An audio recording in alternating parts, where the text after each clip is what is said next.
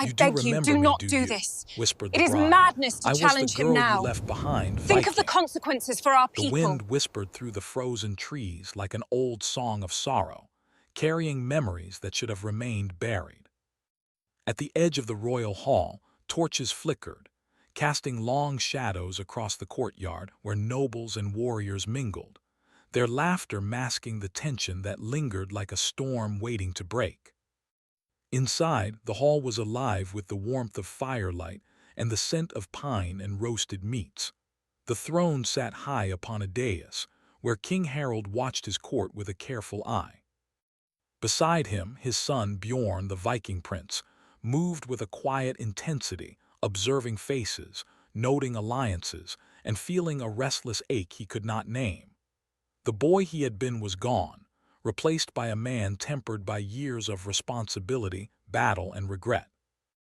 Yet a shadow lingered in his heart when he thought long buried. It was then that she appeared. Ira. No one could have guessed her return. Her hair, dark as a winter night, fell over her shoulders in waves, catching the torchlight. Her eyes, bright and unnerving, scanned the hall as if seeing everything at once. She moved with a quiet confidence, a presence that drew the gaze of every noble and warrior, yet she did not seek attention. Every step she took was measured, deliberate, as if she were threading herself into a story long interrupted. Bjorn noticed her before anyone else. At first, he did not understand the recognition that tightened his chest. She was the girl he had known, the girl he had left behind in the chaos of a raid, the girl whose laughter had once been the brightest part of his youth. And yet, the woman before him was not exactly the girl he remembered. She had changed. She carried herself with a strength born of suffering, and her eyes held secrets he could not yet read. The hall seemed to shift when she entered. Conversations faltered, glances were exchanged, and whispers slid like shadows along the walls. The neighboring warlord, who had come to propose an alliance through marriage, approached her with caution, bowing deeply. Ira accepted with a grace that betrayed no fear, no hesitation, only a calm control that made even seasoned warriors uneasy. Bjorn's gaze followed her every move.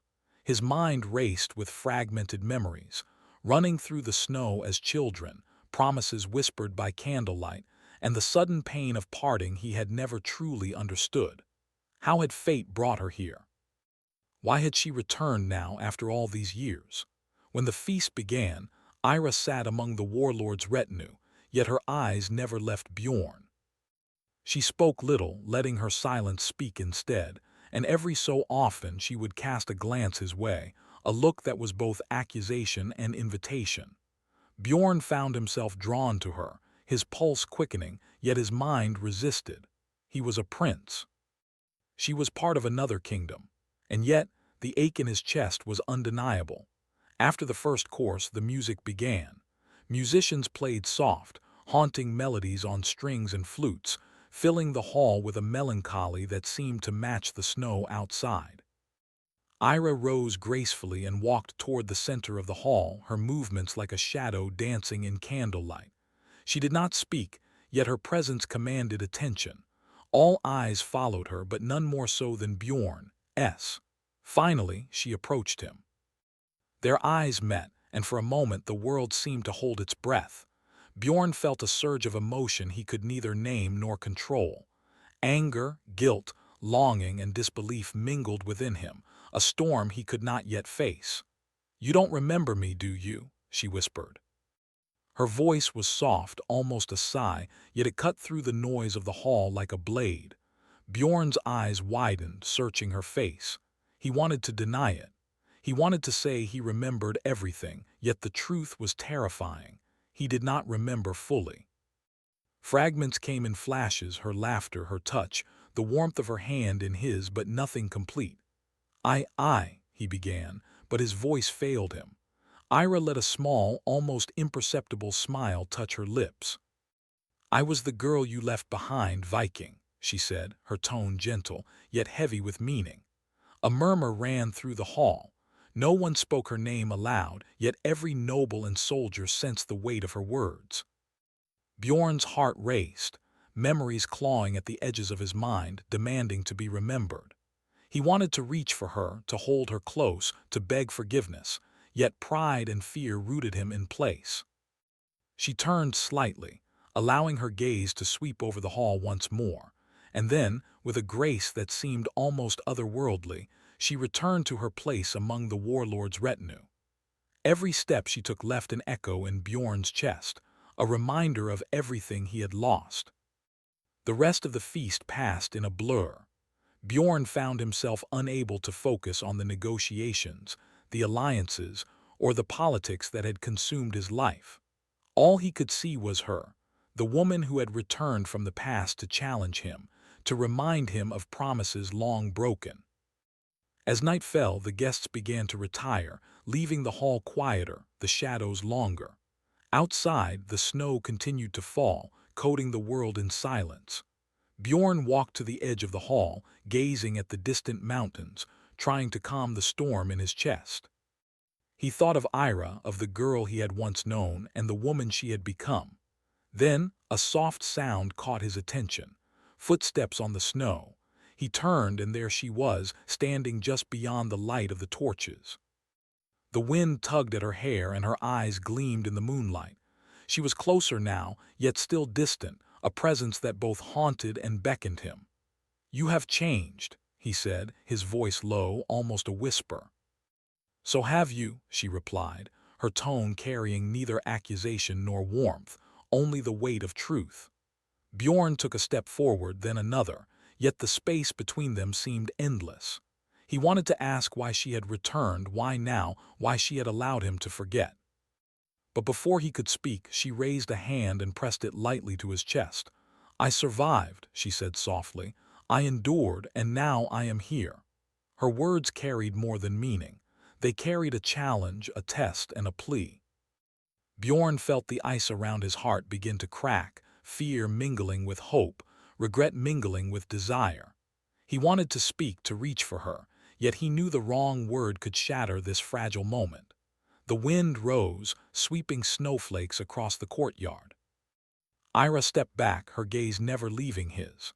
Then, with a grace that seemed both final and deliberate, she disappeared into the shadows, leaving Bjorn alone, the weight of her words pressing on him like the cold itself. He remained there long after the last torch had dimmed, staring at the spot where she had vanished. His mind raced, memories and emotions colliding in a storm he could not yet navigate. He thought of the girl he had left behind, the promises broken, and the woman who had returned to claim what fate had stolen. And as the first light of dawn touched the frozen peaks of the kingdom, Bjorn understood one terrifying truth. The past he thought he had abandoned had not forgotten him. And neither had she. The castle of the northern kingdom lay silent beneath a blanket of snow, its towers glinting in the pale moonlight. Within, the flicker of torches cast shadows that danced across stone walls, carrying secrets whispered from one corridor to another. Yet amidst the cold and quiet, the heart of the kingdom beat with unrest. Rumors of a bride from another land, a woman wrapped in mystery, spread like wildfire. And though the nobles spoke politely in the great hall, every glance toward the new arrival carried suspicion. Ira had arrived with the dawn, but she had not yet been seen by all. Few knew who she truly was, and fewer understood the power she had endured. Magic, whispers of curses, and distant lands where darkness held sway clung to her name.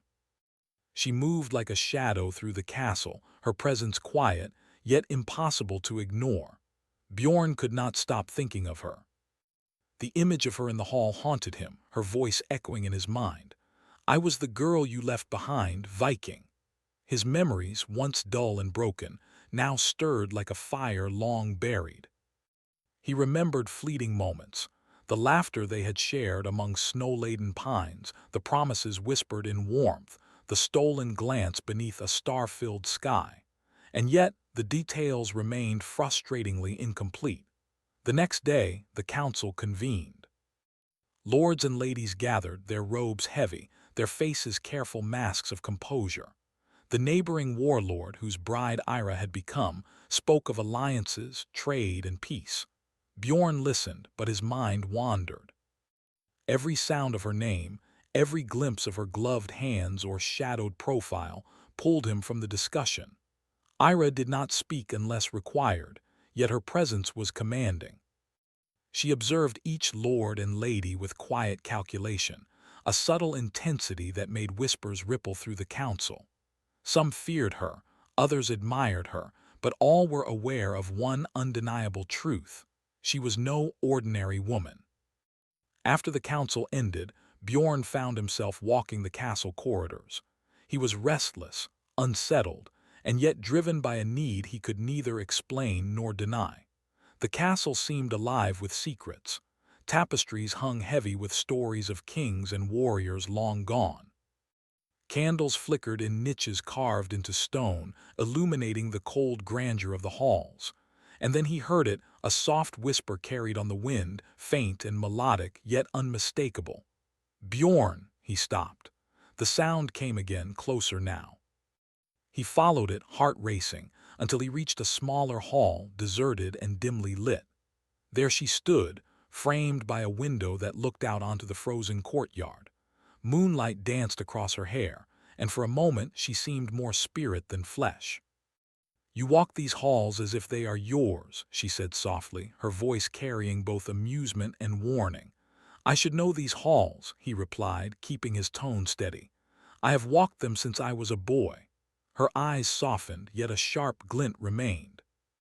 "And yet you do not remember me. You do not remember promises, laughter, warmth." He took a step closer, and then another, drawn by something deeper than memory, something ancient and insistent. I remember fragments, but they are broken. I cannot see clearly." She lifted a hand, and a pendant fell into his palm. It was small, delicate, yet familiar.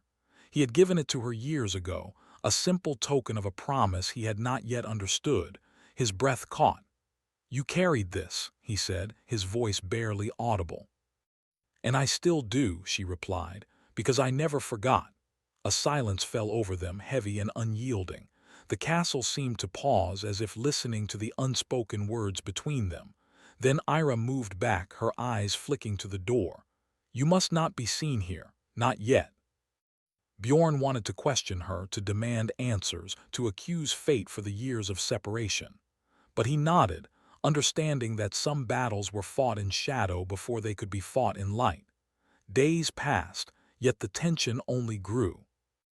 Bjorn's heart and mind were in constant turmoil. Every council meeting, every encounter with nobles reminded him of her absence, yet presence in his life. He saw her in quiet moments, the way she studied ancient scripts in the library, the way her shadow crossed the corridors in the early dawn, the way she seemed to know more than she revealed. Rumors also reached his ears. Whispers of a curse, a dark magic that Ira had survived, that had changed her. Some said she could command storms. Others said she could speak with spirits of the past. Bjorn did not know what to believe, but he could feel the truth in the pull between them, the power in her eyes, the way her presence unsettled everything he had built. One evening, he followed her to the castle's edge, where cliffs dropped sharply into icy waters below. The wind tore at their cloaks and hair, carrying the scent of salt and snow. Ira stood at the precipice, her gaze fixed on the horizon, distant yet searching. "You are restless," she said without turning. "And you are patient," he replied, "or perhaps careful or calculating." She let a small laugh escape, soft and musical. "Perhaps all three. The world is dangerous, Bjorn, and I have learned to survive." "You survived," he said, the words almost a prayer. "But why return now? Why appear when I cannot fully remember you?"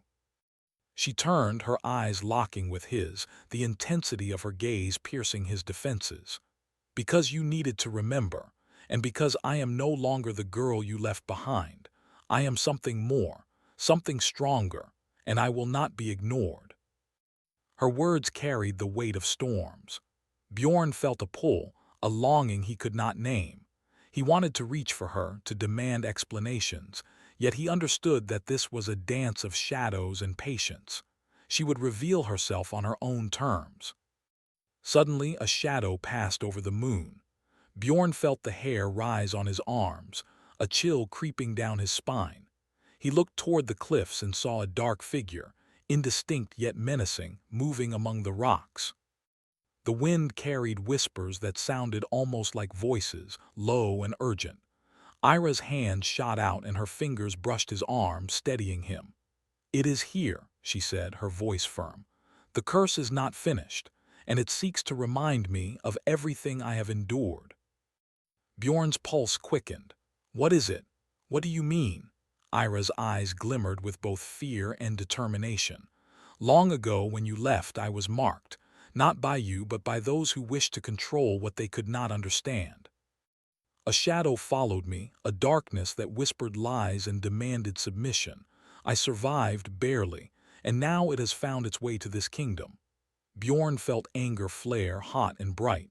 "I should have protected you. I should have." "Stop," she interrupted, placing her hand firmly on his chest. "Do not speak of the past as if it is blame alone. You were a boy, unprepared for the tides of fate, and I became something I had to be, something that could not wait for rescue. I survived, Bjorn.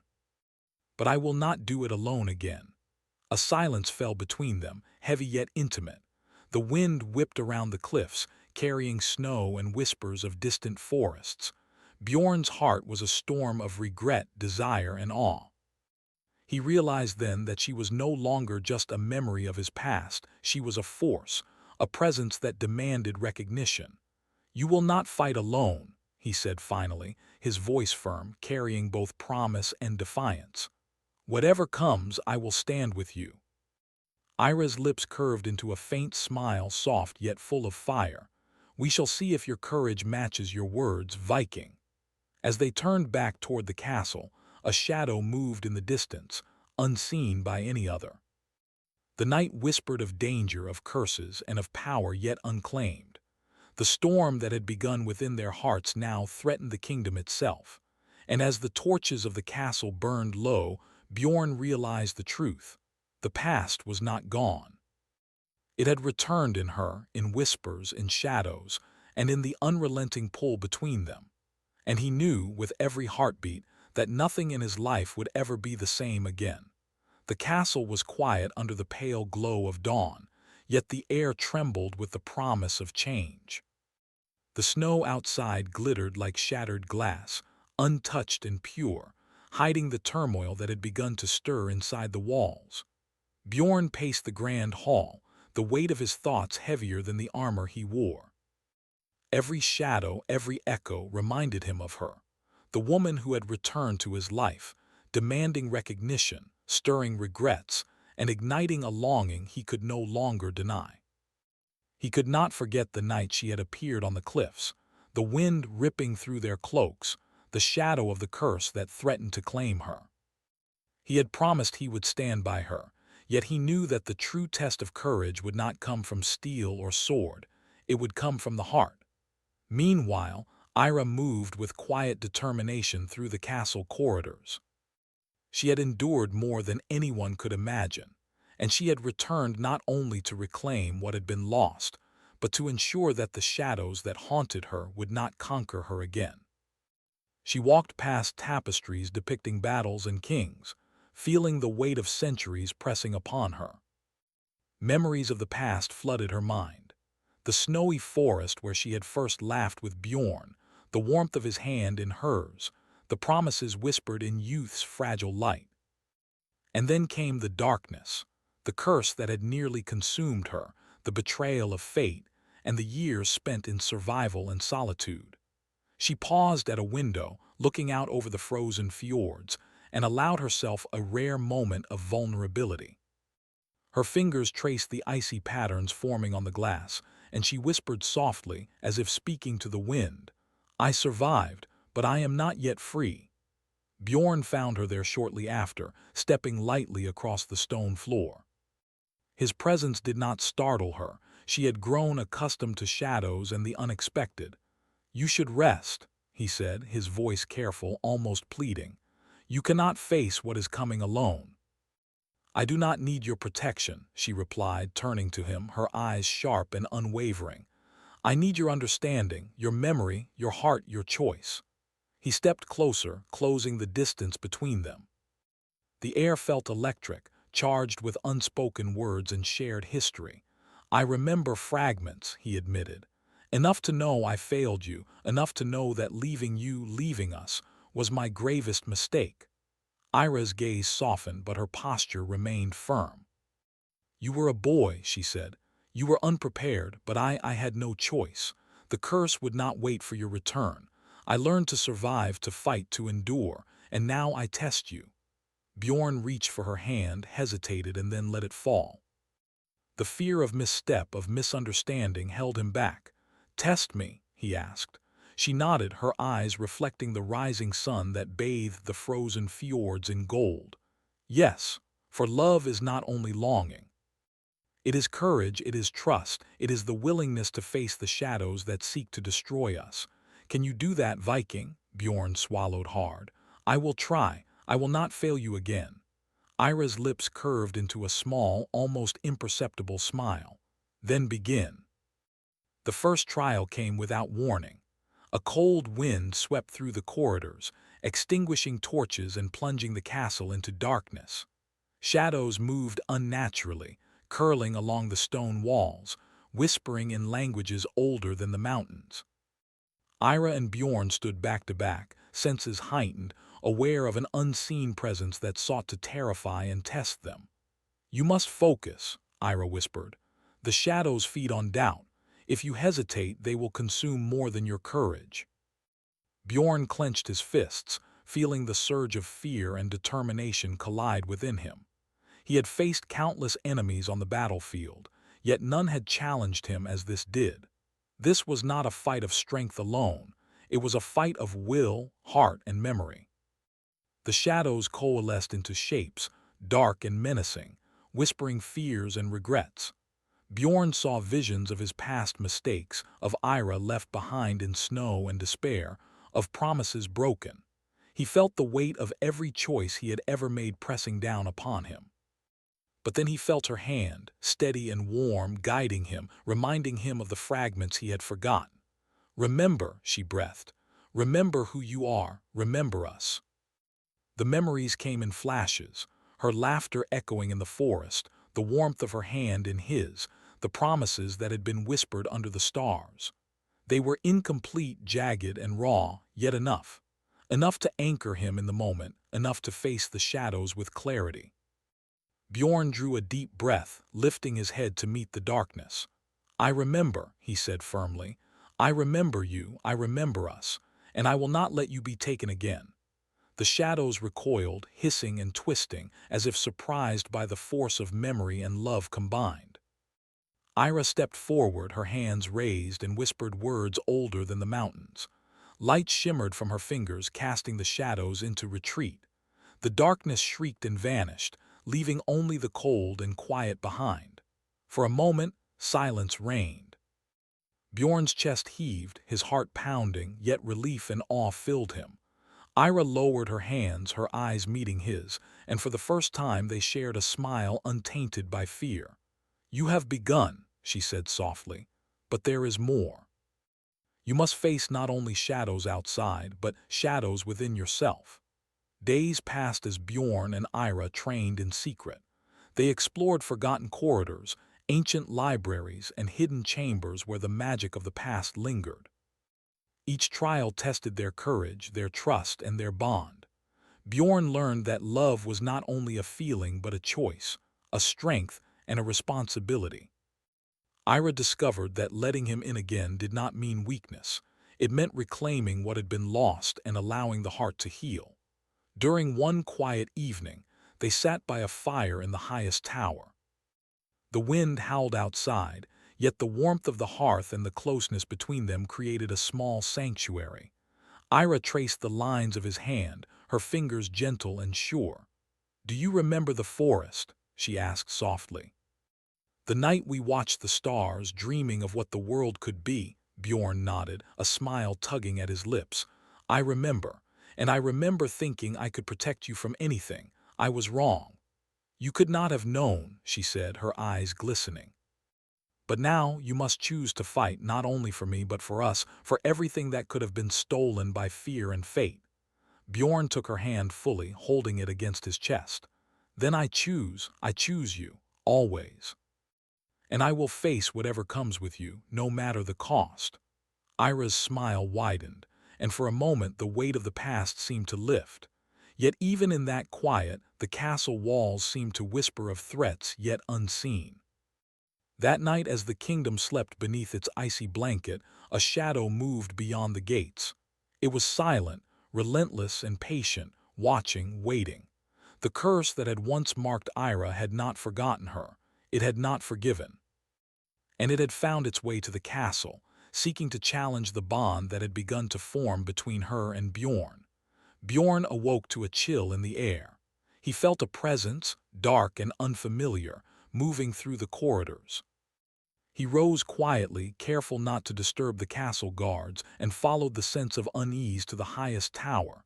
There he found Ira standing by the window, her hands raised, whispering to the night. "What is it?" he asked, stepping closer. "The shadow," she said softly. "It knows we are ready to fight. It knows we have begun, and it seeks to test us before the dawn." Bjorn felt a surge of determination. "Then we face it together." Ira turned, her eyes reflecting both fear and pride. "Together," she confirmed. Outside, the wind picked up, carrying the first hints of a storm. The snow swirled like silver flames and the shadows deepened, stretching across the frozen ground.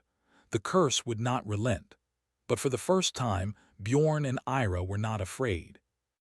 They had begun to reclaim what had been lost. They had begun to break the chains of fear and memory, of guilt and shadow. And as the first rays of sunlight touched the icy towers, illuminating the frozen fjords below, they stood together, ready to face the darkness. Ready to confront the past. Ready to fight for a future shaped not by fear or loss, but by courage, trust, and the bond they had rekindled. The storm outside mirrored the storm within their hearts, a storm of love, of longing, and of a destiny reclaimed. And they knew, as the shadows watched and whispered, that nothing would ever be the same again. The first light of dawn crept over the icy fjords, painting the snow in hues of gold and silver. The wind whispered through the castle towers, carrying the chill of the night and the promise of a new day. Yet, even as the world seemed calm and beautiful, the heart of the kingdom held tension, a fragile balance between hope and shadow. Bjorn and Ira stood together in the highest tower, the storm of the previous night still echoing in their minds. The shadows that had haunted Ira, that had tested their bond and courage, lingered faintly in the corners of the castle, restless and watchful. But they had survived, together, and now they faced the final challenge. "You are ready," Ira said softly, her breath forming a mist in the cold morning air. "Whatever comes, we face it as one. Nothing can break what we have begun to rebuild." Bjorn took her hand in his, the warmth of her fingers grounding him, steadying him. "I am ready," he replied, his voice firm. "I will not let fear rule us. I will not let the past define us. We fight together." A low rumble rolled through the castle, like the echo of an ancient drum. The shadows moved once more, stretching across the stone walls, twisting in shapes both familiar and strange. The curse that had stalked Ira for years had found them at last, and it was more powerful than anything they had faced before. Ira stepped forward, her eyes blazing with determination. "The shadow feeds on fear, Bjorn. We must face it not with swords, but with courage. With truth, with the strength of our hearts." Bjorn nodded, feeling the pull of memory, of longing, of regret, and of hope. He thought of the girl he had left behind, the woman who had endured, and the bond that had survived despite years and distance. He realized now that love was not simply desire or passion. It was trust, patience, and the willingness to stand in the face of darkness. The shadows surged, swirling around them like a storm made of smoke and whispers. Faces of the past appeared within the darkness, distorted and accusing. Bjorn saw his own failures reflected back at him, the mistakes, the abandonments, the moments of weakness. But he also saw Ira, strong and unwavering, a beacon of resilience amidst the storm. "Do not falter," she shouted over the roar of the wind. "Do not let the darkness claim you." Bjorn clenched his fists, drawing upon every memory, every feeling, every fragment of his past and present. "I remember," he cried. "I remember us. I remember everything I left behind, and I will not let it destroy what we have now." The shadows recoiled, twisting and writhing as if struck by his words. Ira stepped forward, her hands raised, and whispered words older than the mountains, syllables that hummed with power and intent. Light shimmered from her fingers, weaving with Bjorn's resolve to form a barrier that pushed the darkness back. The castle seemed to tremble under the intensity of the battle.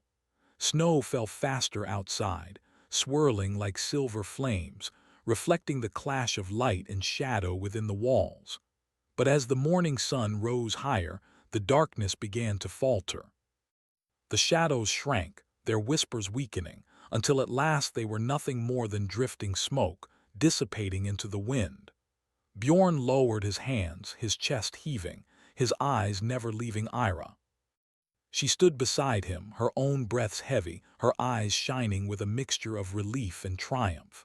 For the first time in years, the shadows that had haunted her were gone. The curse that had sought to control her, to remind her of her pain and fear, had been broken. "We did it," Bjorn said, his voice soft, almost disbelieving. Ira nodded, a smile tugging at her lips. "Together," she confirmed. "We faced the past, the darkness and the fear, and we endured. We are free at last." A quiet settled over the castle, the weight of years lifted by their courage and unity. The halls, once filled with tension and whispers of fear, now seemed calm and serene. The sunlight streamed through the windows, illuminating the frost and casting long, golden rays across the stone floors. For the first time in what felt like forever, Bjorn and Ira could simply stand together, unafraid and unburdened. They descended the tower, hand in hand, moving through corridors that had once been filled with shadows and whispers. Servants and guards paused to watch them, sensing the change in the air, feeling the calm that now radiated from the couple. The castle was alive, but not with fear. It was alive with hope. In the great hall, the court gathered, curious about the events of the night. Bjorn stepped forward, his presence commanding yet humble. He spoke to the assembled nobles and warriors, his voice strong and clear. "The shadows that haunted this castle, that sought to control and frighten, have been banished," he said. "Not by sword alone, but by courage, trust, and unity. We have faced our fears and we have prevailed. Let this day be remembered not for darkness, but for the strength of heart and the power of standing together." Murmurs of approval ran through the hall, but all eyes were on Ira. She stepped forward, her posture regal, yet humble. "I have endured much," she said, her voice carrying across the room. "But I am no longer defined by fear or shadow.